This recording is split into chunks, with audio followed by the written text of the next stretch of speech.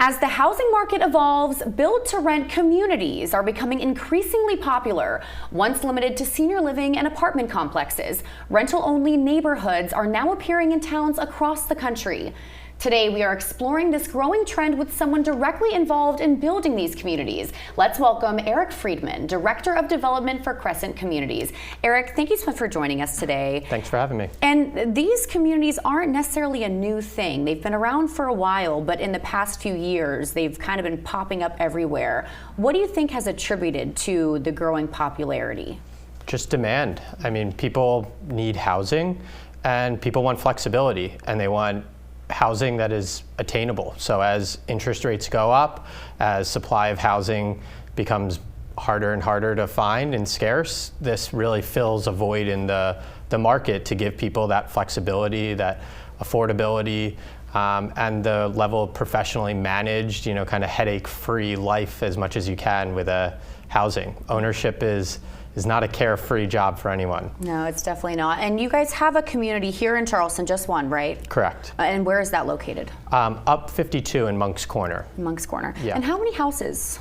There's 109 homes there, a mix of 3 and 4 bedroom homes, all townhouses. Okay. So 3 to 4 bedroom homes. What do these homes look like as far as architecture goes and appliances? Yeah, so it's a part of a master plan community called Foxbank Plantation.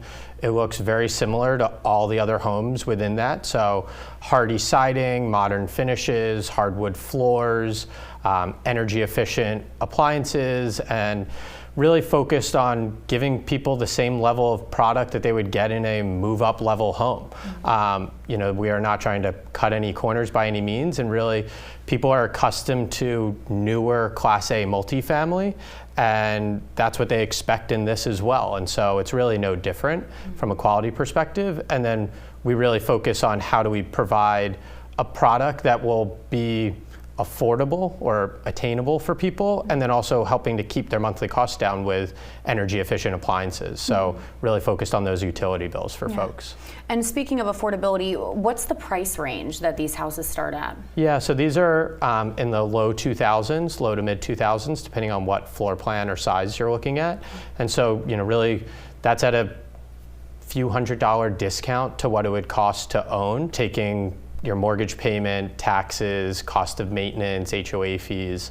And so, really trying to be competitive for people when they're making those choices. Yeah, and that's quite shocking. I feel like that's very comparable with how much it would cost to rent an apartment. But with these communities, you get also the neighborhood aspect. So are there pools? Are there like events as far as how a neighborhood might run? Yeah, there is a pool, there's a playground, there's a big pond, there's a grilling area. It's a beautiful community. We host monthly events, whether that's a 4th of July barbecue or a wine tasting, really trying to harness that sense of community, because that's what people want. And that's what, whether you own or rent, everyone wants the same things of, being able to know your neighbors and, have fun just kind of riding your bike in the neighborhood and walking the dog and saying hi to folks. And now something that we have been hearing a little bit with these communities is that they are built with, long-term value in mind.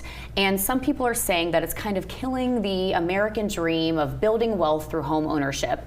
I want to hear your perspective on that. Yeah, I think that is probably more clickbait to get people's attention.